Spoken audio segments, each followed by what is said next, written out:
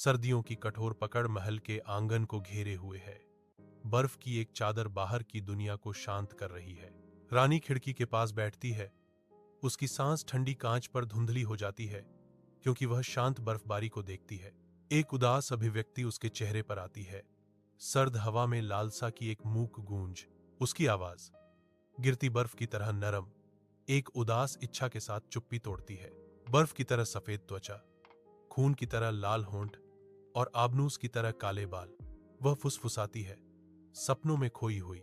राजकुमारी के कमरे में स्नो व्हाइट का जन्म होता है, जो रानी की बाहों में आशा की किरण है। रानी की चमकदार मुस्कान कमरे को भर देती है, जो शुद्ध मात्र आनंद का एक संक्षिप्त क्षण है। एक छाया पड़ती है, क्योंकि रानी एक जादुई नींद में डूब जाती है। उसका भाग्य तय हो गया है। कुछ समय बाद रानी जादुई नींद में चली जाती है। कथन गूंजता है, प्रकाश मंद होता है, जो एक ऐसे अंधेरे का पूर्वाभास देता है जिससे वह कभी नहीं जागेगी। 1 साल बाद महल का सिंहासन कक्ष राजा के पुनर्विवाह के साथ नए सिरे से आशा से गूंजता है। नई रानी सुंदरता बिखेरती है, लेकिन एक सूक्ष्म अहंकार उसकी विशेषताओं को ढकता है। उसकी आंखों में ईर्ष्या झलकती है, क्योंकि वह अपनी सुंदरता के बारे में लगातार आश्वासन चाहती है। एक अलंकृत दर्पण के सामने रानी मुद्रा बनाती है। उसकी आवाज प्रत्याशा से टपक रही है। दर्पण दर्पण दीवार पर सबसे सुंदर कौन है? वह पूछती है। उसकी निगाहें तेज हैं। दर्पण प्रतिक्रिया करता है, हे मेरी रानी, आप सबसे सुंदर हैं। इसके शब्द अजीबोगरीब अनुपालन से सजे हैं। धूप में नहाती हुई स्नो व्हाइट हरे भरे जंगल से गुजरती है। उसे अपने आसपास जमा हो रहे अंधेरे का एहसास नहीं है। दर्पण घोषणा करता है कि अब स्नो व्हाइट 1000 गुना अधिक सुंदर है। एक आवाज पेड़ों से गूंजती है। ईर्ष्या से प्रेरित होकर रानी एक शिकारी को स्नो व्हाइट को अंधेरे जंगल में ले जाने का आदेश देती है। रानी का आदेश, स्नो व्हाइट को जंगल में ले जाओ और उसे वहां छोड़ दो। घने जंगल के आवरण के नीचे एक शिकारी स्नो व्हाइट का मार्गदर्शन करता है।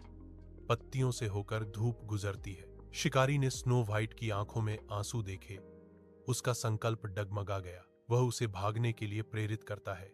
दया से अभिभूत स्नो व्हाइट अब अकेली और भयभीत अंधेरे जंगल में गायब हो जाती है। खोई हुई और अकेली स्नो व्हाइट एक शांत कुटीर की खोज करती है, जो शांत बर्फ से लदे जंगल के भीतर स्थित है।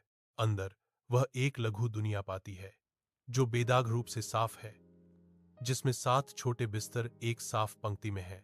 थकी हुई स्नो व्हाइट भोजन और पेय का नमूना लेती है।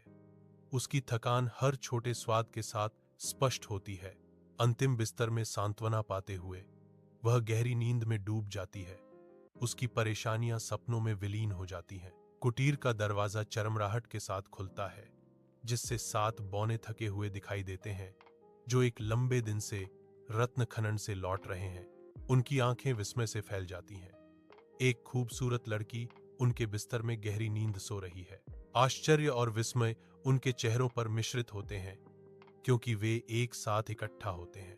बौने इस अप्रत्याशित अतिथि पर विचार करते हुए कमरे में फुसफुसाते हैं। उनके बीच एक मौन समझौता होता है। धुंधली रोशनी में एक निर्णय बनता है। वे उसे रहने देने का फैसला करते हैं। उनके खुरदुरे चेहरे नई दयालुता से नरम पड़ जाते हैं। सूर्य की रोशनी आरामदायक कुटीर में भर जाती है, क्योंकि स्नो व्हाइट बौनों के साथ अपनी दुखद कहानी साझा करती है। बौने चिंता से सुनते हैं। उनके अनुभवी चेहरे दया और संकल्प को दर्शाते हैं। बौने अपनी दयालुता में उसे घर की पेशकश करते हैं। यदि वह उनके लिए खाना बनाती है और सफाई करती है, वह उनकी पेशकश स्वीकार करती है। अपनी निराशा के बीच आशा की एक झलक। वे उसे चेतावनी देते हैं कि वह किसी के लिए भी दरवाजा न खोले। उनकी आवाजें अनकही आशंका से गंभीर थीं। अपनी जादुई दर्पण के सामने रानी का चेहरा बढ़ती हुई दहशत का मुखौटा है, क्योंकि कांच एक असंभव सच्चाई के साथ चमकता है। दर्पण में स्नो व्हाइट जीवित और स्वस्थ दिखाई देती है, जो रानी के काले फरमान को चुनौती देती है। क्रोधित होकर रानी मामले को अपने हाथों में लेने का फैसला करती है। एक आवाज गहरा संकल्प लेते हुए वर्णन करती है, जैसे ही वह खुद को एक साधारण बूढ़ी फेरी वाली औरत में बदल लेती है, हवा में गहरे जादू की फुसफुसाहट भर जाती है। एक दुष्ट चमक के साथ वह निकलती है। एक सुंदर रेशमी रिबन अपनी टोकरी में छिपा हुआ है। उसकी आंखें द्वेष से जल रही हैं। स्नो व्हाइट बोनो की आरामदायक कुटिया में भेस बदलकर आई रानी का स्वागत करती है, जो दयालु मुस्कान के पीछे छिपे खतरे से अनजान है।